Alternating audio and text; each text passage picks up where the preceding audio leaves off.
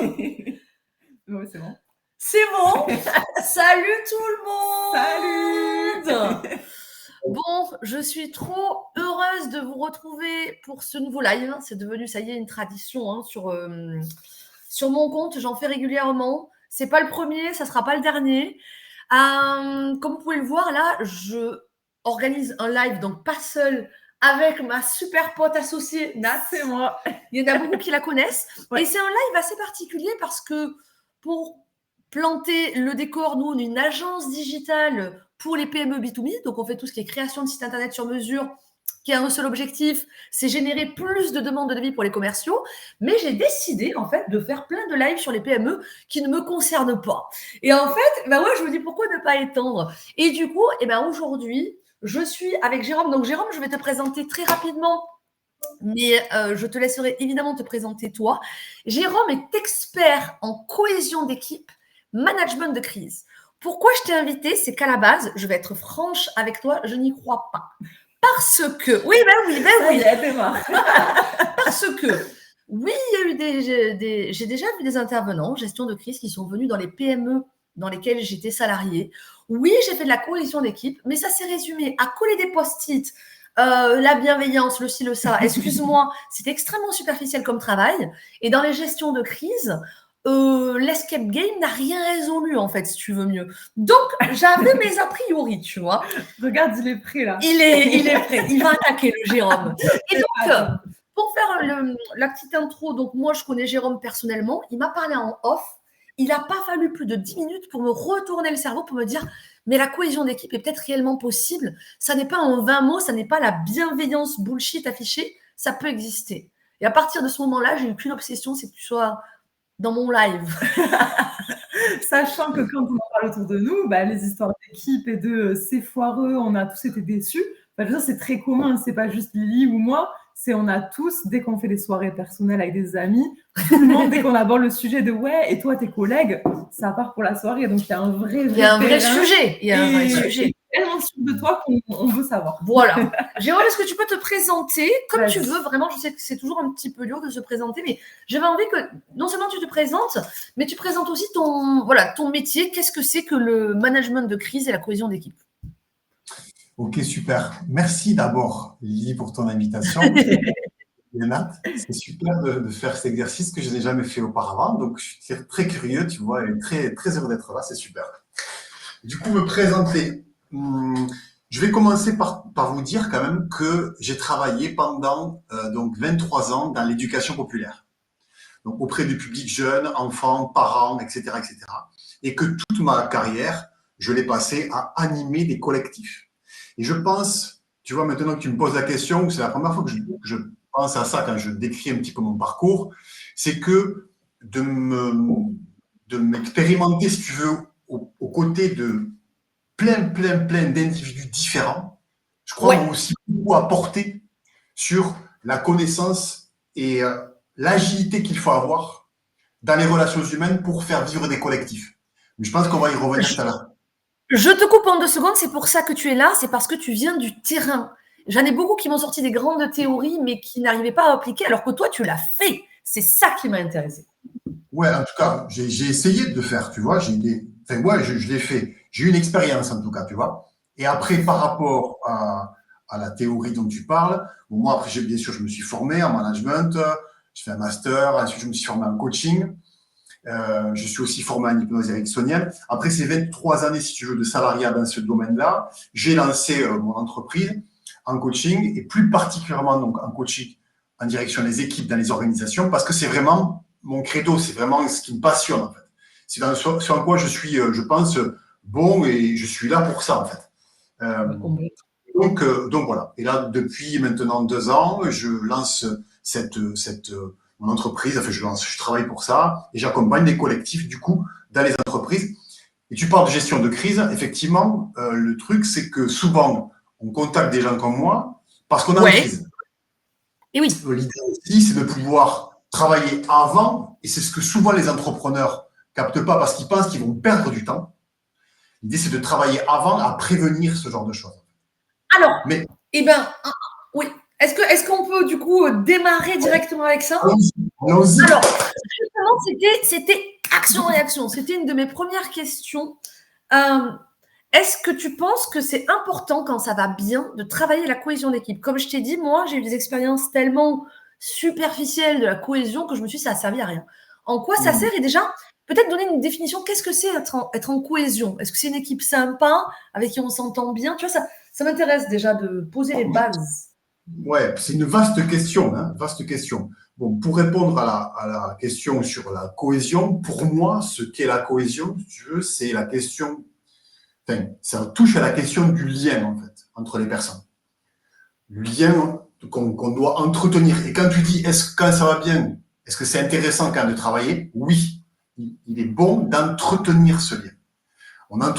Si tu veux, je fais toujours le rapport à la machine. La machine, c'est assez, je dirais, ça parle à n'importe quel individu, tu vois, parce que c'est concret, c'est carré, etc. On entretient bien sa voiture. Oui. Tu vois, il faut l'entretenir. On entretient bien les machines d'une PME qui fait de l'industrie, etc., etc. Et on délaisse souvent l'entretien du lien, en fait, de ce qui se passe entre toi et moi. Puisque ce que je dis toujours, c'est que l'organisation est un organisme vivant, qui évolue, qui est mouvant, qui bouge, qui se transforme en permanence. Si tous les trois nous formions une équipe, en fait, il faudrait que je te dise à un moment donné peut-être aussi ce que je ressens aujourd'hui, parce que dans ma vie perso, j'ai tellement où je me pose des questions par rapport au sens de notre travail, où je vais pas bien parce que en fait, j'ai une personne de ma famille qui va pas bien et tu ne sais pas ça. Enfin, tu vois, bon, c'est des exemples un peu bateaux, mais quand même, l'idée c'est d'être toujours dans l'entretien du lien entre nous. Ça pour moi, c'est la cohésion, la proximité en fait entre nous, et le fait que, et ça aussi c'est mon credo, que chaque potentiel singulier d'une organisation puisse s'épanouir le plus possible. Alors, je t'arrête sur cette cohésion. L'entretien du lien, tu vois, moi, c'est quelque chose qui, naturellement, évidemment, me parle. Mais tu vois, par exemple, bon, être honnête, dans mes anciennes entreprises, l'entretien du lien, c'était faire un apéro, tu vois, avec plusieurs personnes, etc. Est-ce que toi, tu penses que ça doit être un peu plus formalisé, accompagné, ou ça peut être des initiatives comme ça, personnelles, et ça suffit à entretenir un lien? La limite que je vois déjà à ça, c'est que moi, je proposais des apéros à des gens avec qui j'avais déjà des affinités. Oui, c'est ce que j'allais dire. C'est entretenant le lien, on est forcément attiré par des gens avec qui on a un lien facile. Entretenir le lien avec quelqu'un où vraiment on sent qu'il y a une résistance, même nous, on n'est pas moteur. Et oui. Et donc, c'est là, en fait, où le manager ou l'entrepreneur doit agir et prendre cette thématique-là vraiment d'un point de vue technique et mettre en place des actions pour, si tu veux, insuffler ça dans sa culture managériale. Donc, pour moi, si tu veux, quand tu dis comment on fait, il y a plein de choses à mettre en place. Il y a la micro-action, ce dont tu parles, hein, l'apéritif convivial que tu vas faire avec tes collègues, qui est déjà, en fait, l'entretien du lien, qui va faciliter l'interconnaissance, où chacun va se désinhiber un peu et tomber un peu le masque professionnel pour dire qui je suis, et tu vas mieux comprendre qui t'es en face de toi pour mieux réagir, en fait, avec cette personne-là. Ça, c'est un premier pas, c'est sûr. Le resto, etc. Il y a beaucoup d'équipes qui font du team building, si tu veux, comme tu disais, les skate games, mais ça suffit pas. Le coup du post-it, bien sûr, avec des réunions où chacun va essayer de penser tout ça. Bon, pas de problème. Donc, sur le post-it, il a très mauvaise presse, là. Tout le monde en a marre des post-it. Bon, moi, le premier, c'est pas évident. Ah ouais, à juste titre, non? Ouais, de quoi? À juste titre, non, les post-it, je sais pas, on est là, on regarde, les gens collés. On a fait le tour du post-it. Bon, le truc, c'est que, pour aller à l'essentiel par rapport à ce que moi, je défends, ce que je défends auprès des entrepreneurs avec qui je travaille, c'est de faire de l'action puissante, quoi. En parallèle de toutes ces micro-actions que l'on peut mettre en place, si tu veux, au quotidien, qui se construisent, bien sûr, de façon très formelle. Bon, tu parlais de l'apéro, mais ça peut être aussi des réunions, je dirais, flash, où on va, à un moment donné, poser des émotions, pour repartir ensuite dans le travail, où on va décharger des choses, où on va pouvoir dire un petit peu. Parce que c'est toujours la question du dialogue, en fait, de se parler dans l'entreprise qui est très importante. Tu conseilles, attends, c'est hyper intéressant ce que tu viens de dire, parce que là, c'est absolument, enfin, moi, je n'ai jamais vu ça en entreprise. Ça serait des réunions flash où on vient et on pose les choses. Ouais. Oui, carrément. Révolutionnaire, ça, hein, enfin, tu l'as déjà vécu? Non, parce que moi, quand je tiens ce discours avec les entrepreneurs, il y a toujours la question de la perte de temps qui revient. Non, mais en fait, on ne va pas non plus les materner, on ne va pas non plus, si tu veux, perdre du temps à se parler. Il faut qu'on bosse, ce qui n'est pas faux. Mais ce que je dis toujours, c'est qu'on gagne du temps.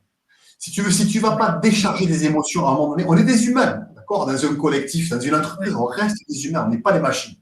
Avec des émotions, avec des ressentis, avec de la chimie interne qui est mouvante, en fait. Donc, le fait d'aller dans des espaces et de créer ces espaces-là dans l'entreprise pour décharger, mais cadrer, techniquement, on n'est pas là pour s'en raconter, si tu veux, que ce soit cadré. Je pense que ça, c'est énervant aussi. Oui. Méthode et créativité. Il est très important que ce soit très cadré et que ce soit pris d'un point de vue technique. Mais avec cette souplesse de l'humanité, tu vois qu'il faut aussi faire vivre, en fait. C'est très, très important. Mais je reviens à mon propos de tout à l'heure par rapport à l'action puissante. Moi, ce que je propose donc, c'est de créer des actions sur mesure en fonction de la problématique vécue par l'entreprise. Mais bon, le rituel créé, en fait. Je ne suis pas, moi, à vendre du team building, si tu veux, de consommation. Je déplore aujourd'hui, mais je déplore pas. Je veux pas non plus être dans un jugement trop hâtif. C'est bien aussi de faire du team building, si tu veux. On va faire du canoë, on va faire de l'escape game. On va faire... Bon, mais ça ne fait pas avancer profondément. C'est cool. C'est cool. Mais il faut aller plus loin pour moi et créer des team building qui soient porteurs de sens, créateurs de sens, où l'équipe crée quelque chose de puissant dans le lien, dans le sens qu'elle va entretenir et qu'elle va modifier entre les individus. Alors, qu'est-ce que c'est? Qu'est-ce que ça peut être? Évidemment. Ouais. Ça, c'est la question que tu vas me poser. Mais c'est quoi? Ah ouais. Tu vas devancer, là.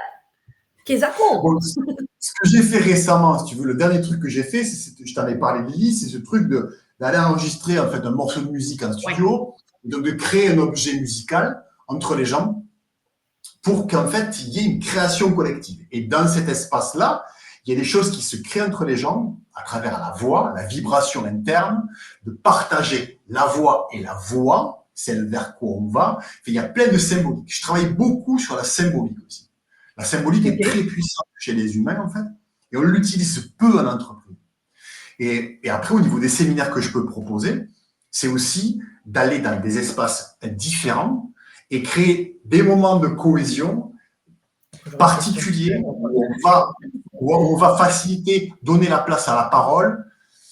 Mais après, ce dont j'ai peur, si tu veux, c'est que si je te donne tous mes tips, ça va un peu, si tu veux, désacraliser les choses. Il faut vivre les choses. Les raconter, c'est bien, hein, mais les vivre, ça donne une autre perception. J'ai vécu des mois avec les équipes, tu vois, très, très, très fort, mais que je ne peux pas vraiment te partager là, parce que sinon je passe quelque chose.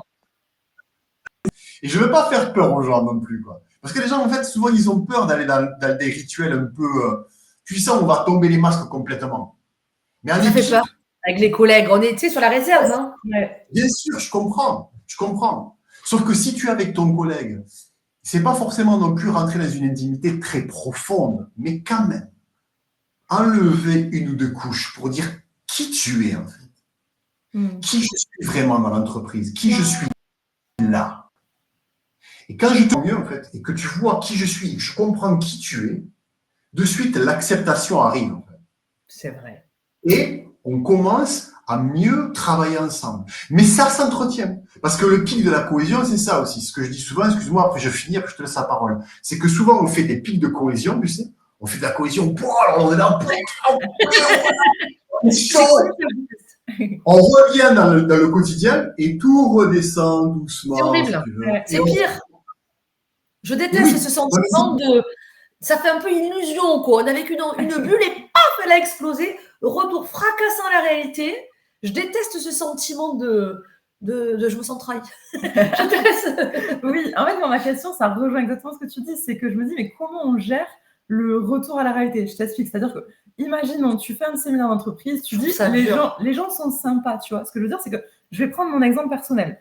Je fais un séminaire, je suis sûre que je vais trouver plein de gens sympas, des gens du bureau d'à côté à qui j'avais me parler. Je vais dire, c'est génial. Par contre, ces gens-là, le lendemain, tu me les mets en réunion et ils attaquent mes valeurs. Ils font des trucs en réunion qui m'agacent. Je ne vais pas pouvoir me dire, ouais, mais pendant le canoë, il était sympa. Je m'en fiche, tu vois, sur le moment. Et je me dis, j'arrive pas à voir comment le séminaire. C'est une bonne question. J'ai bien fait de la ramener dans mes lives. Parce que, tu vois, le soir, je peux trouver les gens sympas, mais si en réunion, tu vois, moi, par exemple, ce qui m'agace, ça va être la perte de temps. Si t'as beau être la personne la plus sympa du monde, on peut prendre des cafés, mais si pendant la réunion, tu attaques cette valeur-là, moi, je peux pas, tu vois. Alors, qu'est-ce que c'est pour toi attaquer ta valeur? En fait, tu sais, c'est venir déclencher. En gros, on a tous des valeurs qui nous sont propres et c'est un peu ce qu'on appelle les non négociables. Et Ouais. donc, en fait, c'est un truc, c'est comme ça fait partie, pour moi, c'est des dérivés de la personnalité. On n'a pas à les masquer, on sait qu'on les a. Mais par contre, si quelqu'un en face, bah, c'est pas sa faute s'il a pas ces valeurs-là. Moi, je vais me sentir attaquée alors que lui, il m'attaque pas. Mais j'ai beau le trouver sympa, s'il attaque la valeur, il n'y a plus de négo, quoi. Moi, attaquer les valeurs, c'est détruire le lien. Ah oui, toi. Enfin, ah ouais, non, moi, toi, je suis tu vois. très. Et je suis dure à gérer en équipe, hein, parce Ouais. que, par exemple, je vise l'excellence. La personne qui essaye de faire plaisir au patron, qui vise pas l'excellence du projet, il y en a beaucoup. Celui qui va être un peu feignace, Mm. je peux être dans une colère folle. Et bizarrement, il y a des choses, par exemple, j'en sais rien, des choses qui peuvent être graves pour certains, genre les mensonges, tu vois, les absences répétées, ça va moins me déranger s'il y a l'efficacité. Par contre, si on attaque mes valeurs, c'est presque un point de non-retour pour moi, tu vois. Et donc, moi, c'est une destruction du lien.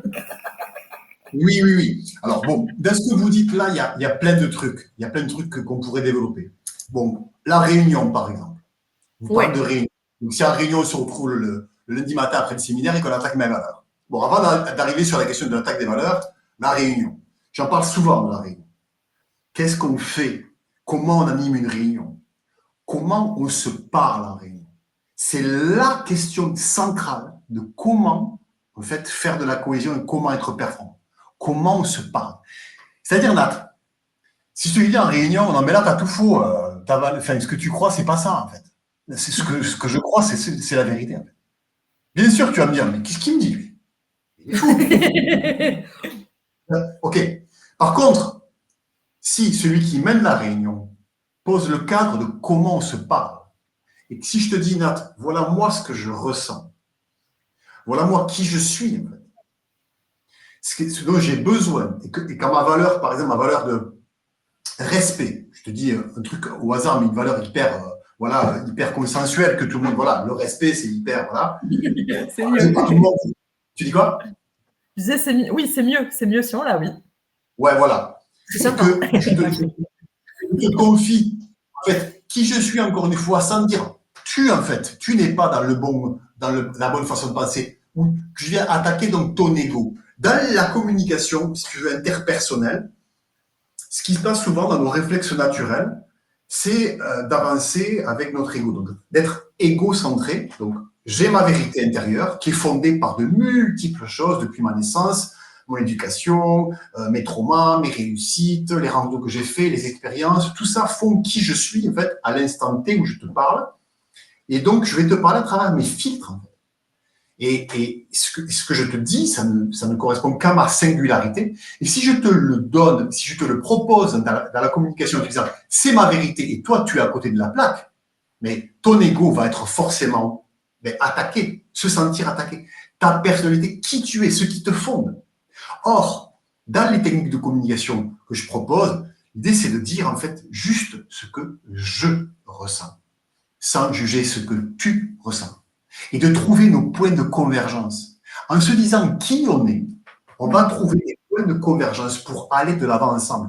Ça ne veut pas dire qu'on sera les mêmes ou qu'on va s'aimer à la folie, ok, on va devenir les meilleurs.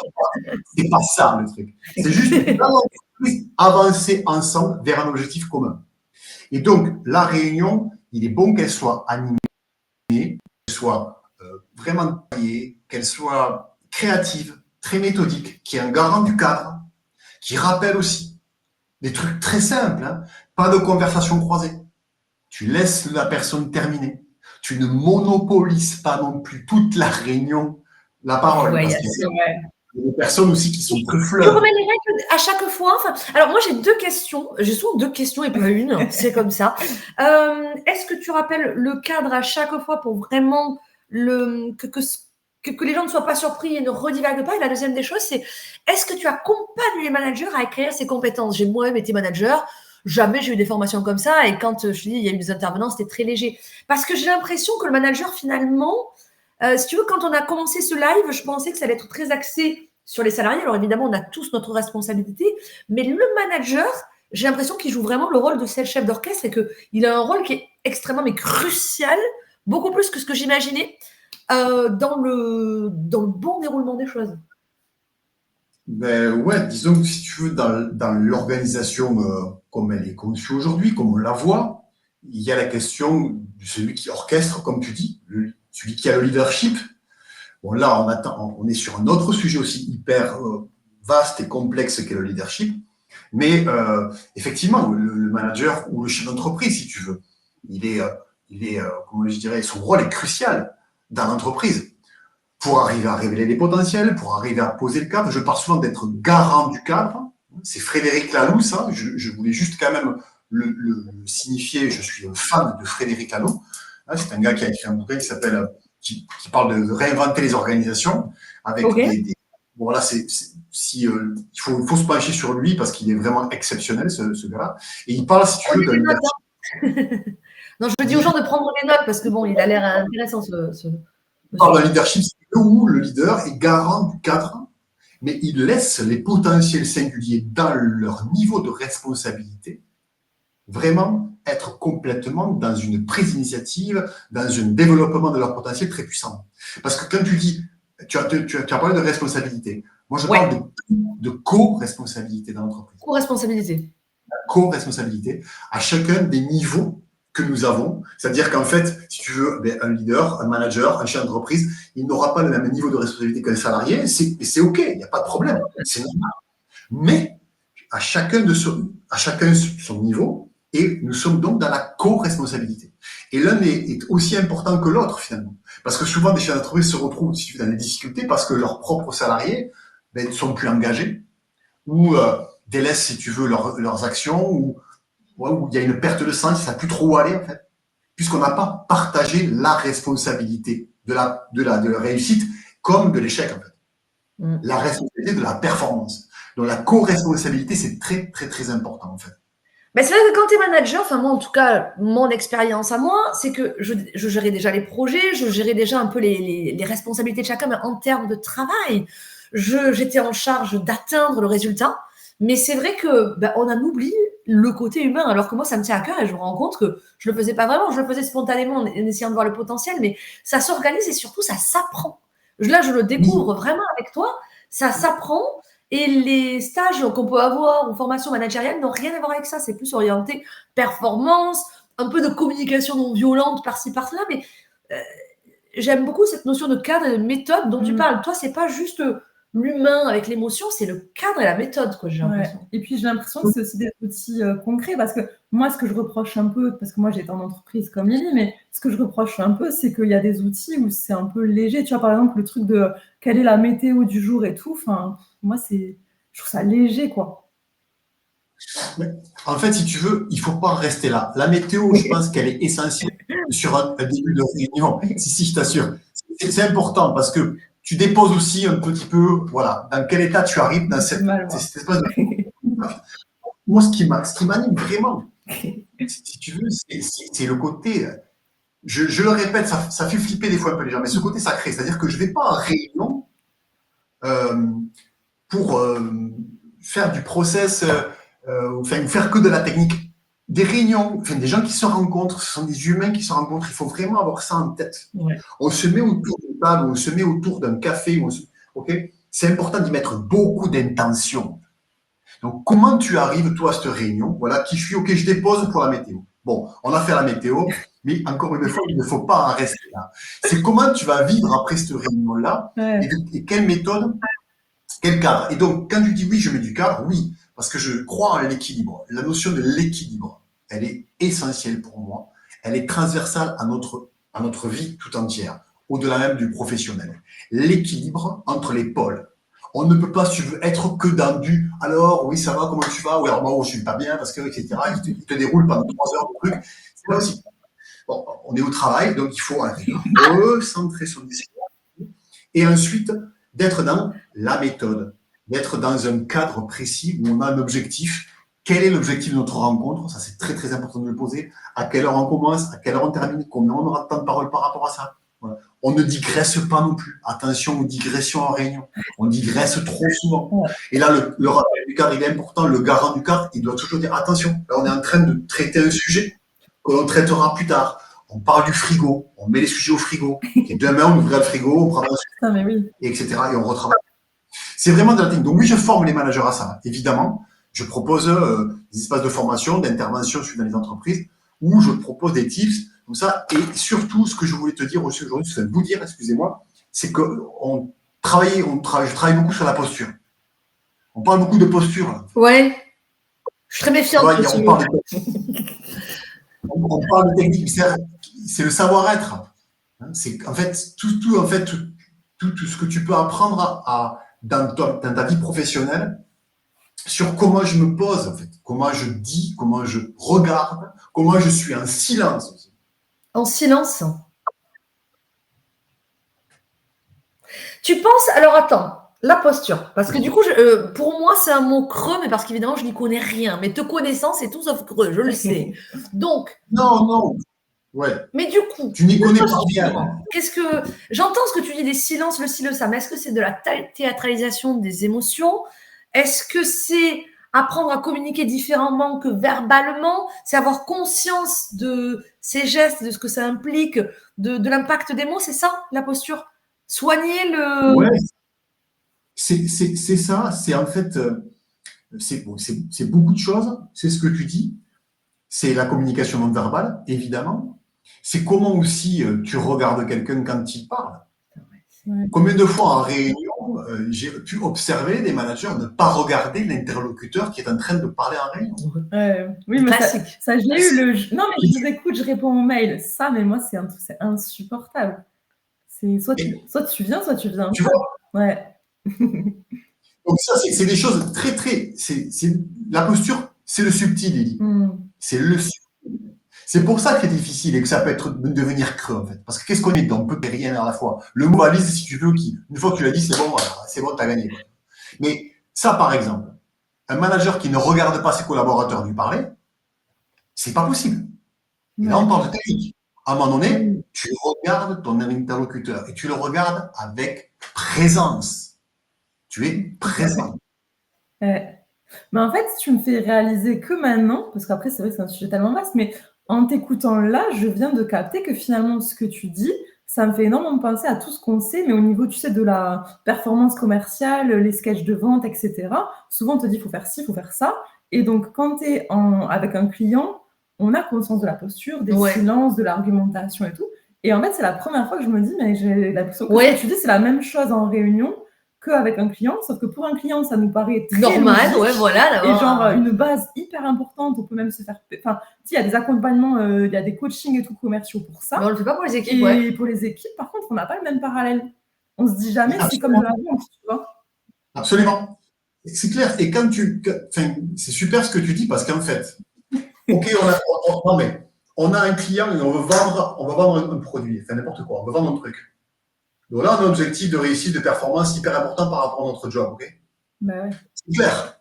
C'est affiché. Et je veux dire, ton directeur, ton manager, ou même toi qui es entrepreneur solo, il faut que tu performes, il faut que tu vendes. Là, c'est clair. C'est concret. Dans la relation humaine, là, on touche au subtil, on se dit, mais en fait, pourquoi je ne comprends pas? Qu'est-ce qu'il faut que je parle avec lui? Mais l'objectif, c'est d'être dans la performance également. Et une entreprise qui va vendre des produits derrière, si auparavant, dans sa gestion relationnelle, dans le lien que les humains entretiennent entre eux dans la boîte, mais laisse tomber. Il y a une performance qui est accrue derrière, évidemment. Oui, bien sûr. Et toi, donc, du coup, si par exemple... Non, pardon, vas-y, finis. Vas-y. Non, je t'en prie. D'accord. Alors, en fait, non, c'est parce que tu sais, moi, je vais aller dans un peu plus, on va dire, concret. Moi, j'aime bien tout ce qui est chiffres pour pouvoir me rendre compte. Mais moi, je me rends compte qu'il faudrait t'accompagner presque en permanence. Finalement, toi, est-ce que tu préconises aux entreprises d'intervenir régulièrement? Parce que, comme on dit, l'opération One Shot ne fonctionne pas. C'est comme un apprentissage d'un bébé qui apprend à grandir. J'ai l'impression que c'est la même chose. On apprend à être des meilleurs êtres humains d'entreprise. Mais du coup, j'ai l'impression qu'il faudrait des rappels presque constants avec ton intervention. Est-ce que toi, ton intervention optimale, ça serait tous les combien dans une entreprise qui va bien? Alors, c'est difficile de répondre à cette question parce que tout dépend de ce que tu vas construire en fait avec la personne avec qui je vais travailler, d'accord? En fonction du besoin. Ça, c'est une première chose. D'où on part, en fait. Bon, je vais partir d'un exemple concret. Le dernier que j'ai mené, tu vois, qui était en période de crise, justement, en fait.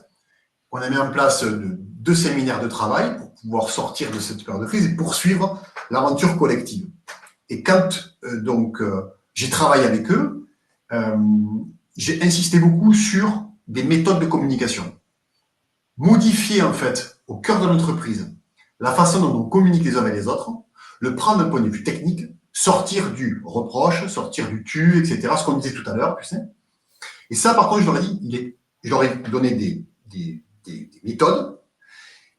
Et ce que je leur ai proposé, c'est qu'ils soient extrêmement vigilants sur la suite à appliquer cette méthode-là. C'est vraiment, il y a eu une sorte de contrat d'engagement collectif pour dire, OK, on a bien vu ce qui se passe. Donc, il y a le garant du cadre qui est là, qui doit faire attention à ce que, quand ça se reproduit, attention, on n'est plus dans cette méthodologie-là, on a changé de paradigme, on est dans autre chose. OK? Donc ça, la première chose, c'est que je pense que c'est important que les équipes soient de plus en plus autonomes dans leurs relations. Oui, d'accord. Ça, c'est très important. Parce que sinon, on se réfère toujours à une espèce de sauveur qui va arriver.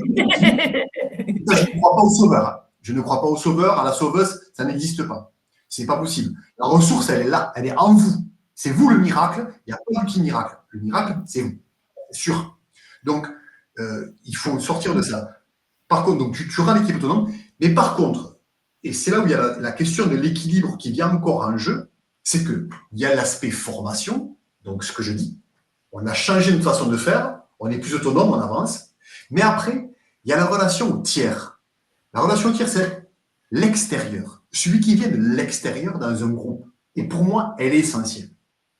Et c'est on touche au suivi dont tu parlais. C'est-à-dire que on est un groupe d'entreprise, on est dans notre système, hein, ok. Donc il y a le côté systémique, tout ça, et dans un autre grand système qui est la société, puis le monde. On est là en train d'évoluer. Et on a parfois un peu la tête dans le guidon, on est parfois un peu avec nos filtres professionnels, etc., etc. On est aussi parfois avec ce qu'on est, on n'est pas parfait, c'est pas facile et tout ça, on est là. Et c'est très important dans l'évolution de groupe ou l'évolution personnelle. Tu vas avoir un thérapeute ou quelqu'un qui te fait, voilà, qui te permet d'avancer dans ta vie.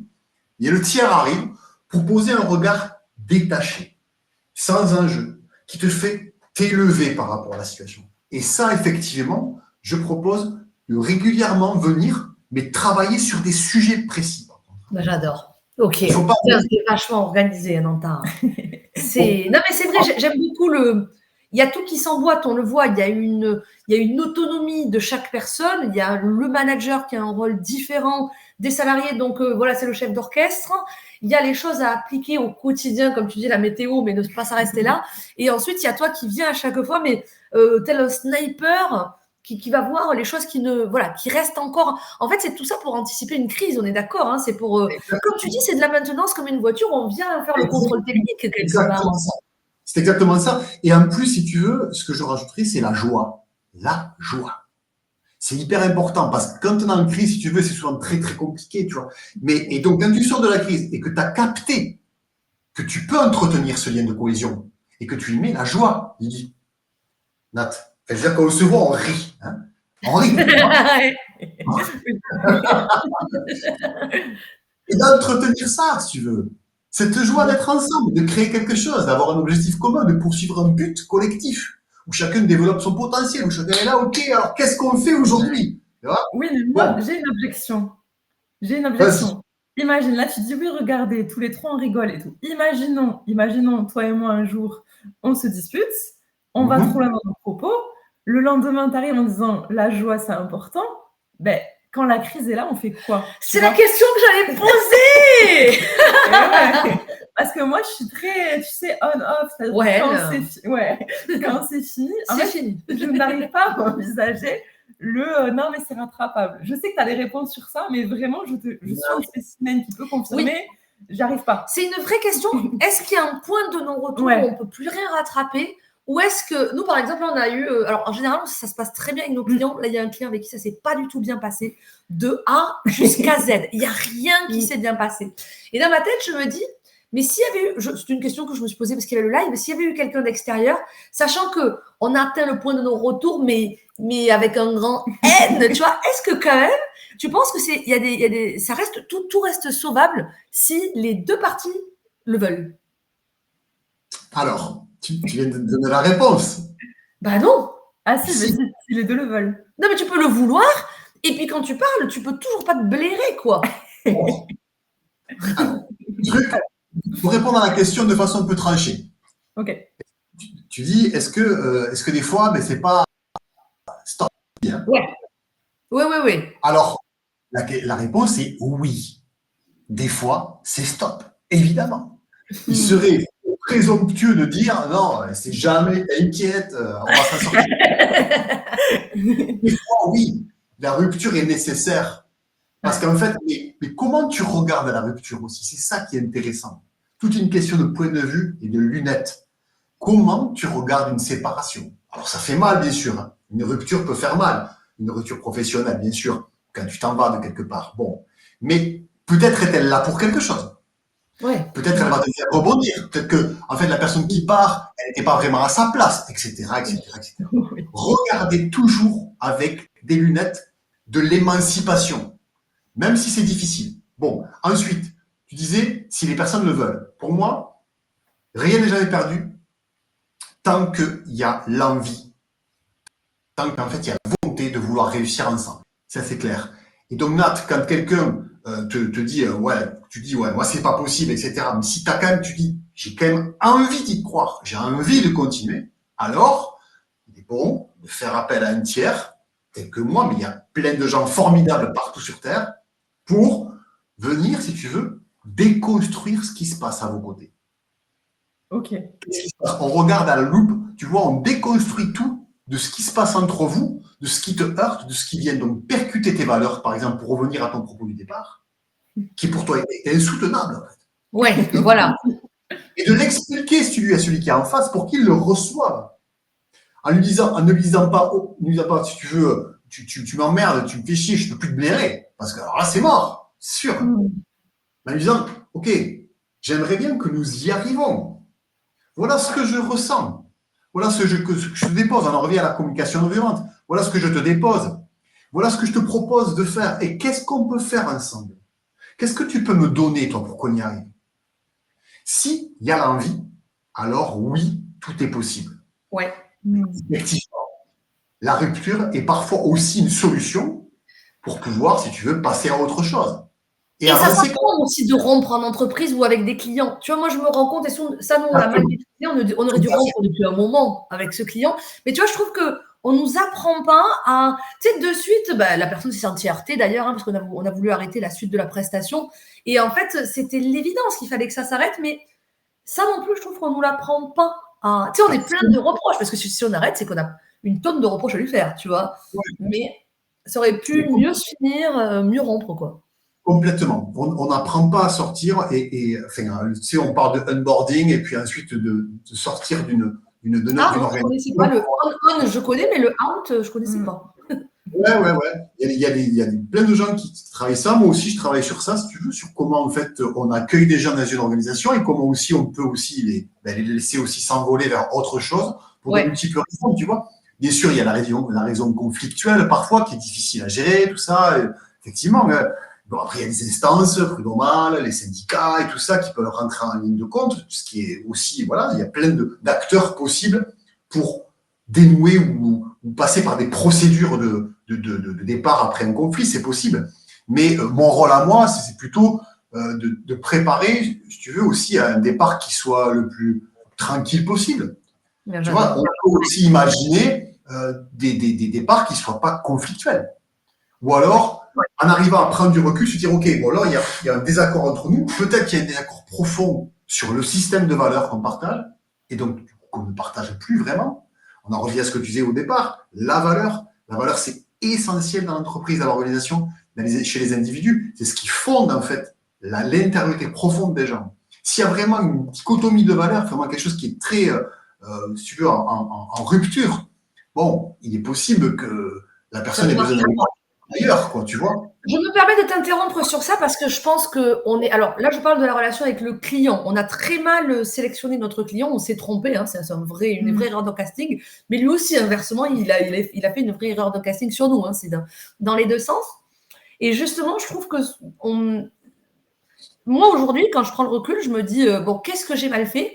Et je pense que ce que j'ai mal fait, c'est partager, et je pensais l'avoir fait, on avait même fait une réunion sur le sujet où on avait exposé nos valeurs sur un PowerPoint, tu vois, on avait voulu faire les choses bien, non négociables et tout, et en fait, ça me donne un peu l'impression d'avoir pissé dans un violon, parce que sur le coup, bah oui, très bien, on est d'accord, et puis il n'y a pas eu une semaine où on n'a pas eu, oui, il nous faut un appel pour faire une réunion, pour s'expliquer, on a passé notre temps à s'expliquer, tu vois, et quand je prends du recul, c'était plus sur un système de valeurs, les explications à chaque fois. Donc, est-ce que toi, ça rentre dans le cadre? Et comment faire pour communiquer des valeurs et qu'on ne se trompe pas sur ce que l'un dit, ce que l'autre dit? Parce que là, je suis en train de vivre une deuxième histoire, je pense, similaire. Donc, je me dis que si je le vis plusieurs fois, j'y suis clairement pour quelque chose, tu vois. Oui, absolument. Là, tu notes un truc essentiel qui est ta propre remise en question de toi. Oui. C'est déjà regarder soit sa propre intériorité et sa propre posture pour peut-être essayer de travailler sur l'évolution. Bon, ensuite, sur comment communiquer ses valeurs, vraiment pour que l'autre le comprenne bien, c'est difficile à dire, que, si tu veux, de façon, c'est assez simple, quoi. Hein, c'est, voilà, quelles sont les valeurs qui te portent, hein, comment tu pourrais les décrire. Si moi, je devais travailler avec toi, par exemple, c'est que je te poserais plein de questions sur ce qui est important pour toi, qu'est-ce qui se joue en toi quand quand le besoin n'est pas comblé par rapport à cette valeur, etc., etc. Bon, après, par rapport, en fait, à ton client, ce que moi, je sens, c'est qu'en fait, dans la façon dont vous lui avez communiqué votre système de valeurs, peut-être que lui ne l'a pas reçu comme vous pensiez lui donner. Et ça, c'est un point essentiel. C'est-à-dire que souvent, on donne une information et on ne se préoccupe pas de savoir comment l'autre la reçoit. Donc, c'est important de demander du feedback. Vous auriez, ce qui peut être intéressant, c'est de dire à votre client, bon, qu'est-ce que tu en penses? Qu'est-ce que tu ressens de ce que te dit? Qu'est-ce que tu en retiens? Comment tu le perçois? Et d'aller plus loin encore. Ton propre retour à lui. Et de commencer comme ça. Hein. Et si tu sens qu'il y a un biais qui se passe, et que tu dis, attends, mais c'est pas vraiment ce que je t'ai dit, en fait. Je vais te le repréciser encore.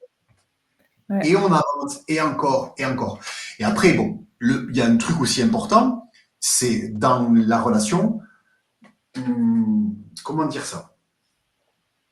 Ce qu'il faut observer, parfois, c'est ce que j'appelle, depuis longtemps, hein, c'est la folie ordinaire. C'est-à-dire qu'il y a des personnes, qui ont malheureusement des névroses, presque pathologiques. On est tous névrosés. Hein. On a tous des traumas. Il faut qu'on est bon d'aller à la connaissance de soi-même pour tranquillement apaiser ce que nous sommes derrière et être ouverts au monde, etc. Il y a des personnes qui le sont moins. Et du coup, dans la relation, il peut y avoir des biais. Je ne dis pas que votre client, en fait, était victime ou supportait trop de traumas qui l'amenaient à avoir des comportements peut-être trop déviants, en fait, et parfois ingérables. Je veux dire, peut-être que tu as beau lui expliquer pendant 3 heures tes valeurs et lui demander ce qu'il a compris, etc. Le lendemain, il te rappelle, ouais, qu'est-ce que c'est? Là même. Là, il y a un problème. Tu vois. Après, on a fait une énorme erreur aussi, tu vois, parce que là, en revenant sur cet événement très précis, là, en fait, on s'était dit, on avait fait le débrief, on s'est dit, c'est vrai que ça, on n'a peut-être pas été assez longue sur nos valeurs, mais ce qui s'est passé. C'est la fameuse météo. Ouais, on a fait la météo. C'est ça. Et ce qui s'est passé, en fait, c'est que sur le moment, on n'a pas vu le signal, mais en fait, on a transmis nos valeurs. Et en fait, comme la personne était pressée, elle nous a sorti un truc. Alors, je ne sais plus comment c'était, mais c'était style, oui, mais ça, c'est une évidence. Oui, c'est une évidence. C'est une évidence. Évidemment qu'on a les mêmes valeurs. Et comme il était pressé, c'était en mode, allez, maintenant, il faut qu'on parle de, en gros, ce document, il me va, on passe à la suite. On s'est contenté du factuel, c'est une évidence, alors que dès la semaine d'après, il y avait déjà des problèmes. Sur 6 mois. Hein. Et du coup, quand il y a eu le problème, qu'est-ce qui a mis en place après? Dès que vous avez le deuxième signal, Bah, en fait, c'est ma faute, clairement, je le dis, c'est que moi, j'ai toujours l'espoir que ça s'arrange, mais sans rien faire. Je me dis, ah, on a parlé, ça y est, on s'est comprise. Et Nathalie, elle me disait, mais chaque semaine, elle me dit, on perd un temps fou avec ce mec à faire des réunions, et à chaque fois, tu repars avec un enthousiasme fou. Elle me dit, moi, j'y crois pas. Il y a déjà eu 3 embrouilles sur une semaine, on n'a jamais vécu ça. Et moi, je te jure que c'est de l'illusion. Je me dis, ça y est. Première fois, on a raté, mais ça y est. Et sur 6 mois, il y a eu des embrouilles pratiquement toutes les semaines. Chaque semaine, j'y recroyais. Dur comme fer. Ça y est, ça va être génial. Donc, gros souci de ma part. Ouais. Quand tu dis ça y est, c'est-à-dire que vous faisiez des points de régulation par rapport à vos ouais. Et il disait, ok, j'ai compris. Ah oui, c'était quand même le mea culpa quand même. Oui, c'était en mode, ça y est, on a eu une vraie... Parce que moi, il y avait les discussions de travail, puisque c'est normal, on a des choses à livrer. Voilà, il y a les discussions de travail, et après, il y a eu moult discussions. Alors, j'appellerais pas ça recadrage, parce que c'est plus réajustement dans les deux sens, tu vois. C'est pas un recadrage en mode, c'est pas un enfant, tu vois. Pour essayer de se comprendre. Voilà, mais c'était plus des réajustements. Parce que nous, on s'est dit, bah, qu'est-ce qu'on n'a pas compris? On essayait de comprendre, quoi. Mais sauf que ces réunions-là, il y en a eu, mais beaucoup trop. Toutes les semaines, quoi. Et c'est vrai que, donc, mise en place de réunions, mais avec une divergence dans le duo où elle y croyait pas, et moi, j'y croyais à fond. Ouais. Oui, d'accord. Déjà, entre vous deux, il y avait quand même... Ouais, bon. Bon, après, il aurait fallu que je vois un petit peu aussi le comportement de cette personne, tu vois, pour voir comment, en fait, lui naviguait dans cette relation avec vous. Hein. Mais, si à un moment donné, après de multiples recadrages, comme tu dis, ou réajustements, avec de la communication vraiment propre, avec du feedback, etc., avec des choses qui soient aussi, je dirais, inscrites un petit peu dans le marbre. C'est-à-dire quand on sort de la réunion, ce qui a été dit, il faut que ce soit noté. Alors, tu as plein de techniques, le relevé de décision, le contrat d'engagement, il y a plein de choses à faire. Tu peux même inventer des trucs, tu vois, en fonction de ta créativité, mais pour poser le truc. C'est-à-dire que là, on vient de poser quelque chose ensemble. On ne pourra pas y revenir 50 fois. Sinon, ça veut dire qu'il y a soit une incompréhension profonde, soit une incompatibilité profonde en termes de valeur. Est-ce que dans ce cas-là, on aurait pu t'appeler en tant que coach pour que tu nous coaches à nous, ou non, tu as besoin d'avoir les 3 personnes? Ah, bonne question. Là, dans le cas particulier dont tu parles, il aurait été intéressant, si ton client était OK, que tu lui dises, attends, là, on a trop de difficultés relationnelles. C'est bon, ça commence. Et ça commence peut-être à nuire aussi à notre collaboration et ça va nous porter tort à tous. Bon, prenons un peu de temps, on fait appel à un tiers pour qu'il vienne observer un petit peu et qu'il nous fasse un feedback par rapport à ce qui se passe.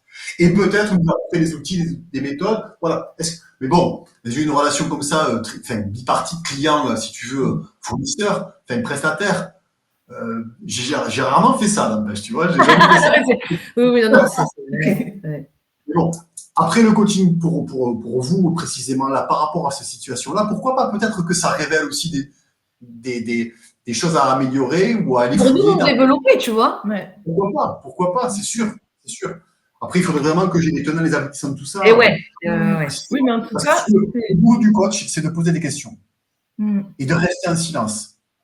Ouais. Et puis, souvent, on a parlé, poser des questions et écouter. L'écoute active, c'est très, très important. Vas-y, je t'en prie. Oui, et puis ça rejoint le thème aussi du live sur les personnalités. C'est que pour un même événement, on ne l'a pas vécu pareil. Moi, j'ai dit, fais tes réunions si tu veux. Moi, je reste en retrait. Et en fait, c'est la même personne, c'est notre duo, c'est le même client. Et pourtant, avec nos personnalités, on a bien vu, avec le recul, on s'est dit, mais c'est fou parce qu'on n'a pas réagi pareil au même moment, on n'a pas vu les mêmes choses au même moment. Et du coup, ça fait aussi partie de mes questions, c'est comment on peut s'adapter aux personnalités, parce que je me dis, c'est pas le client finalement, c'est le contexte qui fait tout. Et oui, s'adapter aux personnalités. Ça, c'est vraiment le gros truc du management, si tu veux, situationnel, tu vois, et qui est vachement en vogue en ce moment, je trouve, enfin en vogue, qu'il a toujours été depuis longtemps, mais qui est de plus en plus sur les tests psychosociaux, tu sais, sur en fait qui je suis, avec le fameux disque, tu sais, qui est beaucoup pratiqué. Et là, notre coach, salut Yasmina. Voilà. Les rouges, les verts, les bleus, les jaunes, etc. Et en fait, pour comprendre en fait qui j'ai en face de moi, puisque on n'a que des personnalités très différentes et qui vont réagir très différemment en fonction des situations, ce que tu viens de dire, Nat, exactement. En fait. Vous avez vécu des choses de façon très différente toutes les deux. Hein. Et donc, comment appréhender ça? C'est-à-dire, bon, il y a la question de l'acceptation. Accepter que l'autre, en fait, ne réagisse pas comme moi, parce que on en revient au départ par rapport à l'ego, être égocentré. Là, on parle d'être allocentré, d'être vers l'extérieur, pour comprendre en fait, le monde qui m'entoure, et donc ma collaboratrice qui ne pense pas comme je pense, qui ne ressent pas comme je ressens, puisqu'elle est différente de moi. Cette question de la personnalité, elle est centrale. Ce que moi je propose juste, c'est de ne pas se figer dans un rouge, dans un vert, dans un bleu, dans un jaune. En fait, votre personnalité, elle est mouvante. Même si elle a un socle voilà, sur lequel elle s'est construite, qui est là, qui est costaud, voilà, qui bouge de façon très lente, malgré tout, je ne crois pas au déterminisme. Et en fait, vous deux, vous verrez peut-être que dans quelques années, vous aurez bougé en fonction de l'une et de l'autre. En fait. Ben déjà, hein, on le voit, ça fait 5 ans. Déjà, c'est fou. Si en fait, tu t'ouvres à l'autre, tu fais bouger ta chimie, tu fais bouger ce que tu as à l'intérieur de toi, tu fais bouger ton système de valeurs. Pour ton bien, hein, parce que je sens aussi de l'amour entre vous. Oui. Ah, mais... Hyper important, ça. Ouais. Très, très important. En fait, le fait d'être ouvert à l'autre et aussi d'accepter qui il est. Et donc, du coup, on en revient à l'entretien du lien. Parce que si je refais le truc avec cette histoire du départ, par rapport à ce que tu dis sur les personnalités, c'est que si on laisse tomber à un moment donné, une fois qu'on a fait le test disque, okay, que je sais que tu es rouge, que je suis vert, etc., et c'est bon, on a compris, bon, et on y repart. Mais qu'en fait, on n'entretient pas derrière, encore et encore, comme une machine, en fait, notre lien interpersonnel. On n'y revient pas. Et le test disque, si tu veux, il passera à la trappe. Puisque ça, je l'ai pratiqué en entreprise. J'ai fait faire, bien sûr, du disque, en fait, à des personnes qui, pendant 15 jours, ont dit « Ah ouais, t'es comme ça, je comprends mieux et tout ça. » 15 jours après, elles continuent à s'engueuler, si tu veux. Et bon. Il y a besoin aussi de diversifier. Moi, je parle beaucoup d'agilité, être en mouvement. Dans ton mindset, tu restes en mouvement permanent. Le mouvement, c'est la vie. C'est le taoïsme qui dit ça. Le mouvement, c'est la vie. Être en mouvement dans le mouvement. C'est spécial dédicace aux personnes que j'ai accompagnées récemment. Donc, le mouvement permanent dans ta tête, quoi. Ok, je pense ça et je suis construite comme ça, ok, mais je m'ouvre quand même à ma partenaire. Parce qu'en fait, elle peut m'apporter des choses comme je peux lui apporter des choses. Et du coup, je reste agile et je continue à me transformer et à être plus riche, à être meilleur. En fait. C'est ça le plan. Et quand je parle d'entreprise, c'est ça que je dis souvent. Ne croyez pas qu'en fait, vous allez perdre si vous ouvrez. Vous allez gagner. Un entrepreneur qui se remet en question, il gagne. Il n'est pas décrédibilisé par rapport à ses salariés. Au contraire, il est élevé. Mais c'est pas facile à ce chemin-là. Ça demande aussi d'être apaisé, de savoir qu'on peut toujours apprendre, que jamais n'est rien fini jusqu'à la mort. J'apprends. C'est important. Donc, c'est ce truc des personnalités, c'est de comment danser en fait avec les différences. Comment tu danses avec les différences. Plutôt que d'être contre, dire non, ça je veux pas, lui me fait chier. Okay. Comment j'apprends, comment j'accueille, comment je danse, comment je fais en sorte que tous ensemble on arrive à performer. Ça ne veut pas dire qu'il n'y aura pas des ruptures. Hein. C'est pas non plus. Oui, c'est naturel une rupture, hein, l'impermanence de la vie. Hein, tu vois, on ne peut pas rester tout le temps. C'est ça. Ça dure le temps que ça dure l'équipe, quoi. Exactement. Bon, voilà ce que je peux te dire par rapport à ça, tu vois. Je ne sais pas si j'ai répondu à ta question, mais... Plus que répondu, là. Tu m'as mis une claque. Il va falloir que... Tu viendras sur notre podcast. Hein, on va lancer le podcast Croissance PME. Bon, je fais une petite messe basse pendant le live. Comme d'hab. Et ça sera vraiment orienté pour les DG de PME, directeurs marketing, directeurs commerciaux, mais plus DG de top management. Et je veux vraiment présenter les meilleures pépites. Et vraiment, tu vois, quand là, j'entends parler de cohésion d'équipe, je suis sûre que ça donne presque les larmes aux yeux parce que moi, j'ai toujours eu envie d'y croire. Et c'est difficile, même avec moi, je vois bien les conneries que je fais, tu vois. Donc, des fois, je suis un peu démunie en me disant « Waouh, mais c'est tellement dur de travailler ensemble, tu vois. » Si vraiment on est honnête avec soi-même, parce qu'après, tu peux être dans le politiquement correct, pas avoir une posture justement bienveillante et puis en fait, t'es dégoûté d'être là, tu vois, il y en a beaucoup. Mais moi, non, c'est parce que j'ai cet idéal que moi, je peux être très déçue. Mais c'est un travail permanent sur soi-même. Et l'accompagnement, pour moi, mais quand je t'entends parler, je me dis, mais il est tellement clé. Et puis toi, tu as quand même une énergie qui est... je sais pas, tu as une vision qui est tellement ancrée, tellement convaincue que tu nous donnes envie de transformer la nôtre, quoi, instantanément. Alors que moi, je suis têtue. Bon, mais Ouais.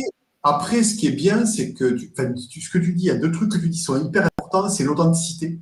Pour moi, c'est une valeur essentielle dans l'organisation et dans les entreprises, voilà, dans les humains.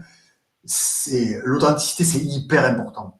C'est-à-dire que si tu annihiles en fait ta personnalité en n'étant pas authentique, à un moment donné, ça va sortir et ça va sortir tellement fort que ça va faire mal. Il vaut mieux que tu sois authentique et ça, c'est super. Et Lily, je sais que tu es authentique. Il n'y a pas ce soit, voilà. Et après, l'énergie dont tu parles, effectivement, tu vois, par rapport aux campagnes, on a tous une énergie particulière. Bon, et moi, j'ai mon énergie, effectivement, ma particularité, tu vois.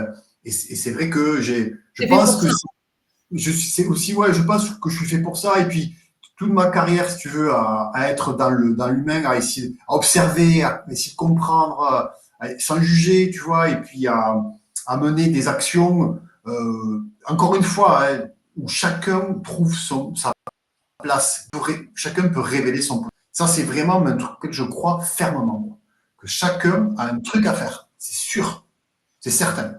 Et en fait, de pouvoir alimenter et de donner des espaces où chacun peut y aller, c'est vraiment mon credo, quoi. Vraiment. Et en plus, tu vois, moi, je ne crois pas, voilà, au hasard. Je sais que si je me suis retrouvée dans une équipe particulière, c'est parce que j'ai un travail à faire avec eux. Et du coup, je trouve ça encore plus magique de me dire, waouh, ils sont différents, on n'y arrive pas, c'est difficile, mais on n'est pas là pour rien. On est là déjà pour se transformer en tant qu'être humain, on est là pour faire avancer un projet commun et d'avoir des gens qui y croient comme toi, mais qui nous accompagnent méthodiquement. Parce qu'il y a aussi, j'entends des fois des discours mais il n'y a rien derrière. Et moi, c'est ce que j'ai beaucoup aimé chez toi, c'est que tu as l'expérience terrain, tu viens pas tu viens pas de la théorie, du monde de la théorie avec des grandes idées, parce que tu as lu 50 bouquins, mais tu n'as jamais vu un être humain, il y en a beaucoup des comme ça. Hein. Et Ouais. tu as été sur le terrain, mais tu as gardé et développé une méthodologie. On peut te poser n'importe quelle question, tu n'es jamais perdu. Même dans les questions, tu remets le cadre instantanément, tu vois. Et c'est aussi que tu pousses un peu plus loin parce que tu vois, par exemple, c'est vrai qu'on a essayé tout le long du live de te dire, ouais, mais regarde là quand même. Ouais, on a été sceptiques, on l'a Pour tel cas particulier, et en fait, tu nous laisses pas aller dans ça. Bah, c'est vrai qu'on est attiré par la facilité, c'est-à-dire que Lily et moi, on est opposés, mais entre nous, c'est hyper harmonieux, c'est fluide, on se connaît par harmonieux, cœur, à 100%. c'est naturel, mais par contre, avec quelqu'un avec qui ça bloque, tu vois, nous, on est en mode, ouais, mais quand ça bloque, il n'y a rien à faire. Et en fait, tout le long du live, tu as dit non, mais si, il y a toujours des trucs à faire. Et ça, moi, ça me fait bizarre parce que je me dis, ah ouais, il faut vraiment aller au-delà de ça, quoi. Mais tu nous as pas laissé dans ce truc de s'effermer, quoi, tu vois. Non, mais c'est clair, c'est clair. Ouais. Le truc, c'est fermé, c'est pas trop dans ma sémantique, tu vois. C'est fermé. Faire une pause, c'est ouvert, tu vois. Ouais, ça me parle plus. Mais bon, après, ok. Ben écoute, en tout cas, merci. Je sais pas, on en est où là de notre on a fini, il va falloir raccrocher, hein, ça fait une heure. Ça fait une heure, ouais. Je voulais juste, j'aime bien laisser les 2 dernières minutes pour que tu nous parles de. J'aimerais bien que. Alors, on a bien compris, ton offre, elle s'adresse aux PME en priorité, aux TPE, elle s'adresse à qui ou ça peut être à tout le monde. Enfin, dis-moi. C'est plutôt PME, TPE. Et je m'intéresse beaucoup à l'industrie parce que c'est un domaine d'activité dans lequel ces techniques-là et ces façons de penser, si tu veux, sont moins répandues et qui peuvent servir des objectifs forts de performance industrielle, vraiment. Mais après, bon, de toute façon, tu l'auras compris, moi, ce qui m'intéresse, c'est l'humain. Et je travaille avec des organisations très diversifiées en termes de domaine d'activité. C'est très diversifié. Et on retrouve quasiment partout des problématiques similaires. Oui. La communication est vraiment un cœur de travail à faire dans quasiment toutes les organisations qui est vraiment hyper intéressant. Donc, je suis fermé à aucun domaine d'activité. Mais c'est vrai que l'industrie m'intéresse parce que c'est un secteur, je trouve, qui gagnerait beaucoup à réintroduire ce genre de méthode, tu vois, ou de valeurs, ou de techniques. On va les moderniser entre nous, les sites web, le marketing digital pour avoir des prospects. Et toi, c'est une innovation managériale hein, quand même que tu proposes. Eh ben, on va faire des miracles. On te proposera du coup à à nos futurs clients. Alors, Jordan, je réponds oui, il y aura un replay. Voilà, tu cliqueras sur ce même lien et ouais, ça sera en replay, pas de souci. Juste Donc, après, à la fin du live, après, il y a le replay. Ouais, voilà, 13h30, c'est maintenant. Et j'aimerais juste finir, on va déborder un tout petit peu. Allez. Après tout, c'est notre live, on fait ce qu'on veut. Vas-y. Non, j'aimerais que tu nous parles de ton plus beau coup managérial. Est-ce qu'il y a quelque chose qui t'a marqué, que ce soit toi dans une ancienne boîte, toi maintenant, tu vois, dans tes... Je veux une petite anecdote, tu vois, où en face... Attends, parce que je te challenge, où en face... Ah ouais, quand même. Ouais. Ah, t'as vu, c'est... Ah, j'ai fini avec le niveau... J'ai pas de pitié pour mes invités. On en a déjà parlé, toi et moi. Je sais. Ah, c'est celui-là. Salut, Jordan. Le truc, c'est que je ne peux pas ne pas te citer ça, c'est pas possible. Quoi. Parce que c'est trop. Je voulais que tu la sortes. Un coup managérial. Le truc, c'est que là, ce que je vis actuellement en étant le tiers, c'est autre chose. Quand j'étais sur le terrain, effectivement, je vais citer ce que je dis à tout le monde, c'est l'histoire. C'est une histoire professionnelle qui m'a beaucoup marqué. C'est mon histoire professionnelle. C'est super drôle. C'est dans l'histoire de l'éléphant. Quoi, hein. Oui. Je sais. Voilà. Il va falloir qu'on m'explique parce que là, j'ai pas la rêve. Hein. Tu vas voir, tu vas voir. Assez vite. Donc, spéciale dédicace quand même à mes collègues avec qui je travaillais à l'époque à la CCBA. Donc, j'étais coordinateur d'une équipe d'une douzaine de directeurs et une centaine de salariés sur un site.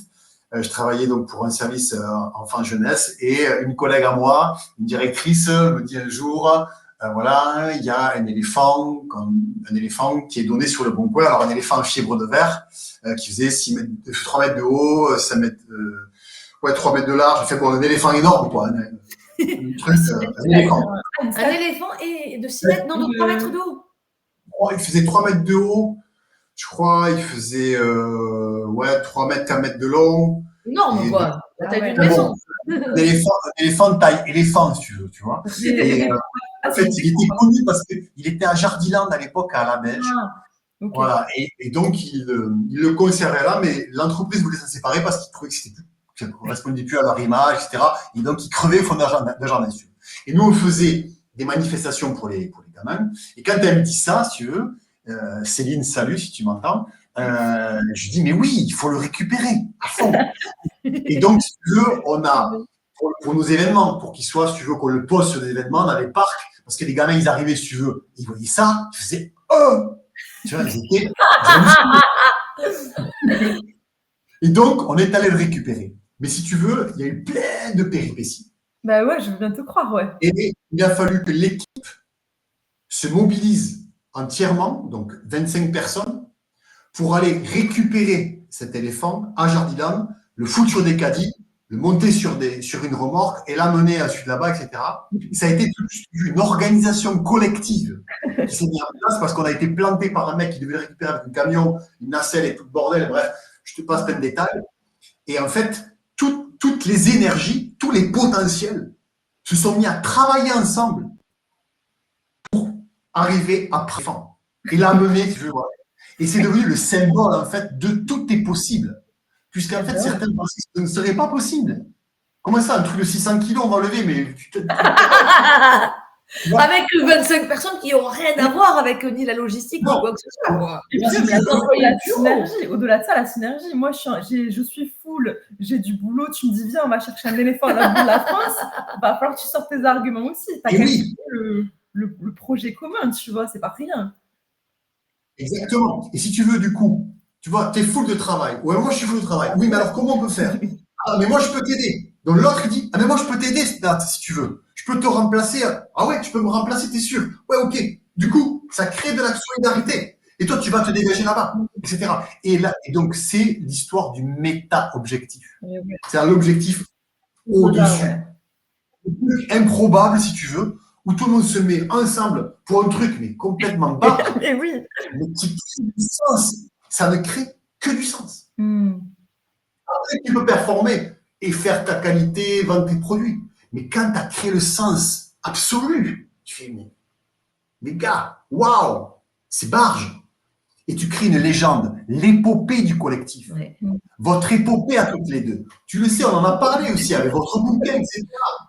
Votre épopée collective, il est entier de sens, de sens commun, d'histoire, de narration. En fait. Et donc l'éléphant est devenu une sorte de voilà, les gens un truc vraiment, ça va, c'est pas non plus, mais une légende, si tu veux, locale, quoi, tu vois, ce petit tu vois. Ça peut soudaner un truc comme ça. Qui est venu alimenter, si tu veux, un collectif puissamment. On en parle encore quand on se voit avec des collègues. C'était une opportunité folle. Ça a été vraiment un gros kiff, très très drôle, très très drôle. T'as toujours eu ça en toi, c'est pour le, parce que qui a l'idée d'aller chercher un éléphant? Il n'y a que Jérôme pour faire des choses comme ça. Ouais. Écoute, merci beaucoup Jérôme. Ce live, personnellement, je l'ai trouvé mais tellement enrichissant. Moi, j'adore inviter des pépites qui délivrent de la valeur sans arrêt. Et du coup, tu sais, quand je finis le live, je suis en mode oh. Et là, tu donnes de la valeur pour 2 ans, quoi. Donc, écoute, on refera de toute façon d'autres lives. Tu vas venir dans notre podcast sans te commander. Sans problème, bien sûr, il n'y a pas de problème. Et moi, je vous remercie beaucoup pour votre énergie, votre sourire, votre ouverture, votre écoute. C'est rare. Et vraiment, merci beaucoup. Merci. C'est adorable. Salut Jérôme, on rend l'antenne, comme on dit dans les années 80, disent les Jones. Salut.